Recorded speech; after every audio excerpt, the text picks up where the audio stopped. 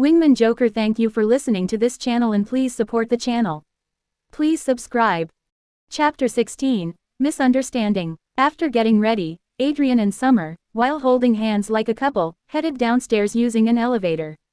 Adrian was really hungry. Last night, the process of reversing Summer's mana threads and giving them back to her really drained him. It took too much mana and mental energy to do. Unlike her, who now had a dedicated circuit hardware, for that, he had to do it through spells. In computer terms, it was through software. It was very inefficient, but far less costly than reconstructing a part of his circuit. Looking at his new wife, standing beside him, Adrian raised one eyebrow. This girl really changed color overnight. Last night she was acting like he was some kind of a villain, but ever since this morning she was as if they were best pals, acting all cheery like a girl on a wild date. She was even the one who took the initiative to grab his hand. Her behavior made him feel strange. The change in her character was too radical. She was just impressed by our techniques. Yeah, we were super cool. And you were her first man. Don't be fooled, girls are not that naive. I almost died in the hands of one. I think she is just scamming us. Women can't be trusted. They can't change overnight. No, we could have detected that. Could it be that she had fallen for us? More likely she just resigned to her fate as a Kodran. She doesn't feel that way. I just think becoming a magician was a big deal for her. Far greater than we expected. Probably something to do with her mother. Yeah, thankfully the report about her was really detailed. What shall we do then? Let's do a test. Hearing his own thoughts, Adrian nodded. Summer, he said. What? She asked absent-mindedly. He pulled her into his embrace, and then standing on his tiptoes he kissed her lips. She didn't resist. On the contrary, she hugged him back and kissed him deeper until he let go a minute later. Thankfully, elevators in this world were slow. And the one he was taking was private for the presidential suite, so he was not worried about getting interrupted. Ah, you should have told me you wanted a kiss. Don't surprise me like that again, she said with a blush as soon as their lips parted. I just couldn't resist, seeing you were so absent-minded, he coughed in embarrassment. Last night you were a little reluctant whenever we did it. What changed your mind? He finally decided to stop guessing and ask directly. Oh, so it is about that, she said, raising one eyebrow. Just random thoughts. Well, do you want me to say that I was so impressed by your techniques that I fell for you? She asked with a chuckle. Damn, this girl can read minds. Kill her. No one shall know of our depraved thoughts. Shut up, she is just a smart girl. I was just wondering about that, Adrian sighed. Well, I have to confess, you were good, she said, blushing a little. Just good. He conquered an entire world using his technique. Who knows, do you want me to try some other men for comparison? She raised one eyebrow as the elevator's bell rang, indicating that they reached their destination. There will be no need, he said, feeling a little dejected. This girl was very good at retorting back. Hee, you don't sound convinced. Then let us keep it to that. I have just resigned myself to my miserable fate. She finally said with a smile while dragging him out of the elevator, not giving him a chance to question her anymore. She definitely heard our inner thoughts. Not likely, but she is scary. Yes, I think she is not that bad though. Let's keep an eye on her, just in case. I think she is the type who will end up doing some stupid shit. Agreed. I see, Adrian said as they walked into the hotel's 20th floor luxurious restaurant. It was already late, so it was mostly empty. Adrian, the waiter at the door exclaimed when he saw him, right before his eyes began shifting toward Summer, who was for some reason glowing with vitality. Hi, Sam, is there a table open? Adrian asked casually. He decided to keep being friendly and not frighten them. Logan should have already explained Adrian's situation to them. Ah, for you or the lady? Sam asked. Both. Adrian frowned. The presidential suite included an automatic table reservation for the 3 meals, so this way please, Sam said, addressing Summer and totally ignoring Adrian as he turned around and began guiding them in. Adrian frowned. Why did this guy act like that, and why bother mentioning the presidential suite? His father fucking owned this hotel. What did Logan tell the staff exactly? Adrian wondered as he noticed how the waitresses, who glanced at him, all had a hint of disgust in their eyes.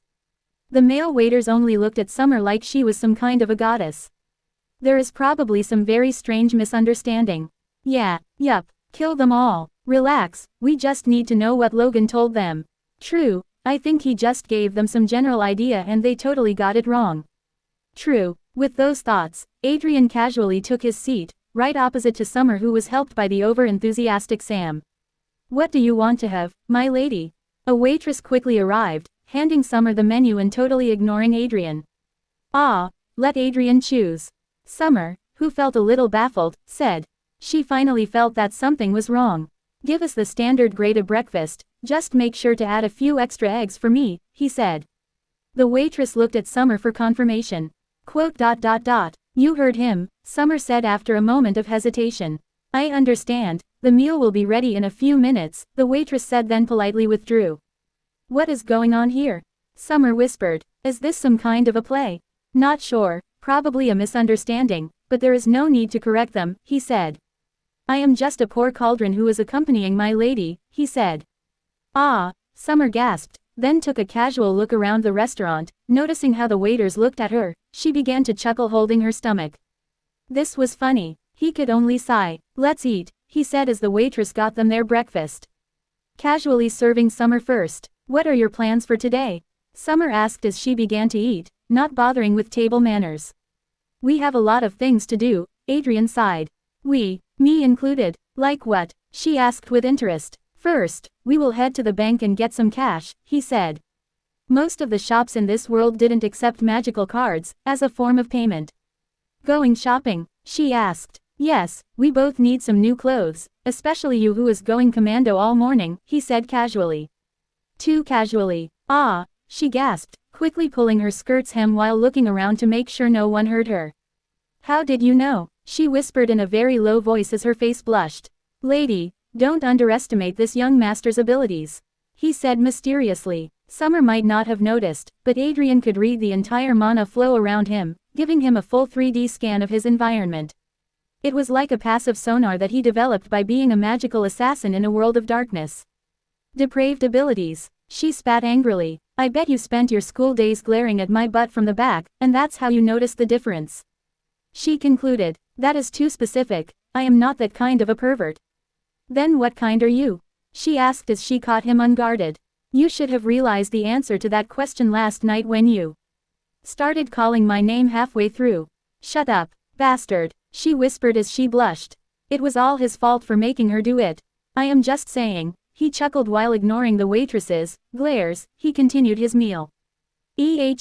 Pervert. "So, where are you going after that?" Summer asked, changing the subject.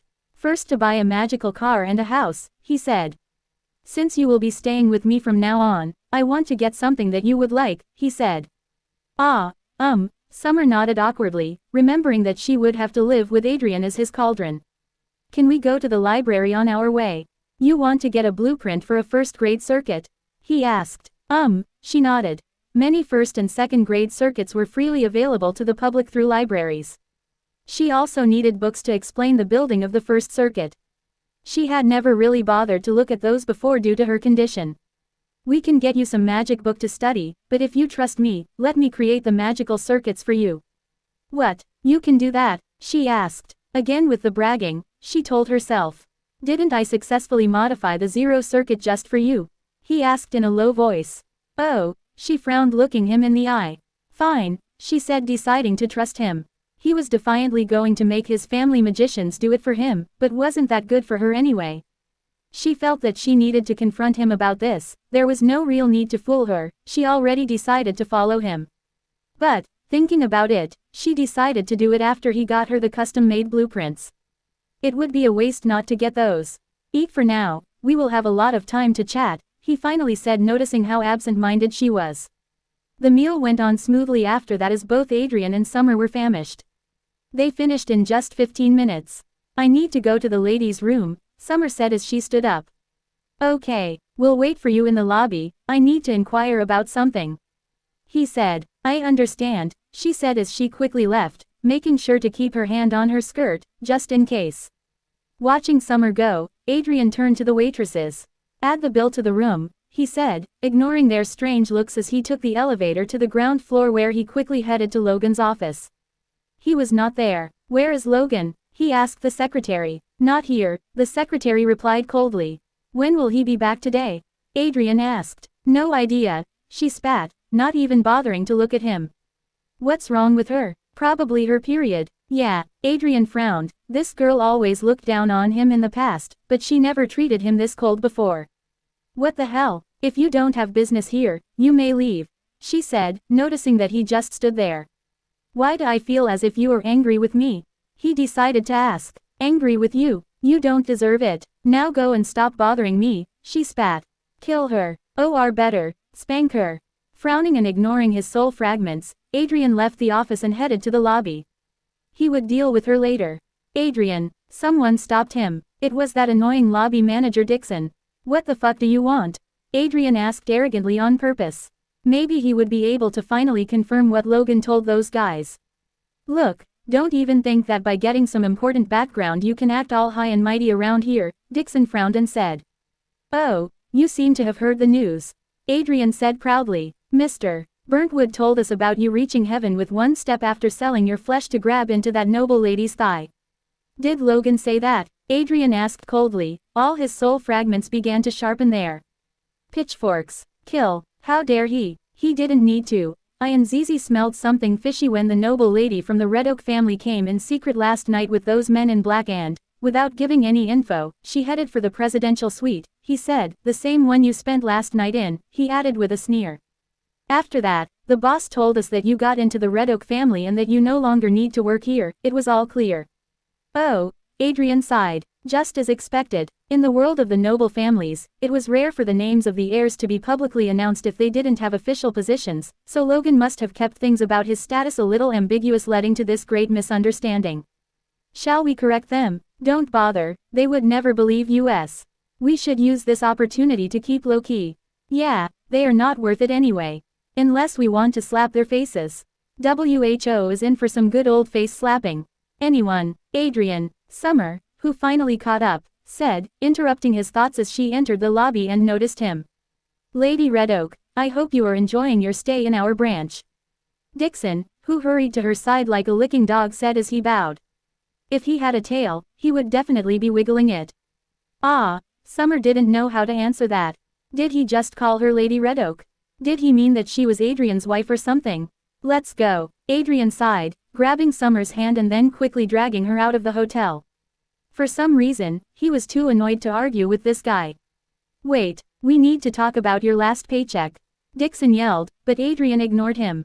And here he goes. One of the staff who was watching the fun said. What a waste, how can he be like that? One cleaning staff auntie said. I am glad my daughter didn't like him. If I had a face like his I wouldn't mind doing it like he does, the guy said. Don't you have any shame? Dixon, who heard them talking, scolded. Boss, are you saying that if that beauty offered you to be her plaything, you would refuse? Quote. Shut up and mind your own fucking job. Dixon cursed. Of course, he would never refuse. That lady was a fucking Red Oak. Those guys owned the entire city. Ellipsis. So, they really think I am your sugar mama? Summer asked in disbelief as soon as Adrian finished explaining the situation. Yup, seriously, you are wearing your school uniform. How can they think of that? He sighed. Those guys really didn't think of him highly at all. Hearing him, Summer began to chuckle. At school, she always thought that Adrian was a lame guy, but now she realized that there was never a boring moment of being with him. Was he always keeping low-key on purpose? She wondered. Do you wanna come in or wait for me outside? He asked as soon as they reached the Red Oak Bank branch. It was very close to the hotel, being situated in the city's business district. I will accompany you, she said with a wicked smile. Adrian sighed, then quickly headed inside the bank, walking by two security guys who didn't spare him a look as they inspected Summer. She was hot. The lobby was filled with people standing in long lines in front of the tellers, wickets, waiting. Adrian didn't stand in line but quietly headed to a side door that had VIP printed on it. He opened the door and walked in without bothering to knock. Inside, a fat manager was reviewing some documents. Can I help you, sir? He directly asked Adrian with a frown. I need to make a withdrawal, Adrian said, handing the man his family card. Ah, young Master Adrian, I am very sorry for greeting you at the door. The man quickly stood up and bowed as he took the card and gave it a quick look, his eyes lingering on the V symbol for a moment. It's okay, I like to keep a low-key, Adrian quickly dismissed him. He just noticed that the man secretly injected mana into the card to check its authenticity. Then, please have a seat young master, What can this humble servant do for you? He asked. As I said, I want some cash, he said directly. My lady here desperately needs some new clothing items, so I plan to take her shopping, he explained, ignoring Summer's fingers that were pinching him from the back. Of course, one moment please, the fat man said as if he noticed nothing, turning to the side of his desk where a strange dome-shaped machine was placed. He put the card on a magical circle that was drawn under the glass dome. It quickly shone with a red light, and above the dome a series of symbols began to light up. Young master, you have 8,311,000 silvers, the fat man said as he swallowed. How much do you want to withdraw? He asked as Summer's eyes began darting between him and Adrian. Give me notes for 10,000, arrange them in different denominations, Adrian said. Those should be enough for the shopping. And I will need a checkbook, he added. I understand, please wait a moment, the fat man said as he bowed politely, then quickly left the room to make arrangements. You are super rich, Summer couldn't help but exclaim as soon as the fat man left. Those are nothing, just my pocket money for the last 8 years or so. You get 1 million silver a year. About 83,000 a month. Summer asked, questioning her existence. She got 12 silvers every month. Her brother, who was pampered by her father, got 30. Yup, he sighed, wondering how she would react if she knew how much his real fortune was, the ones he got by his own efforts.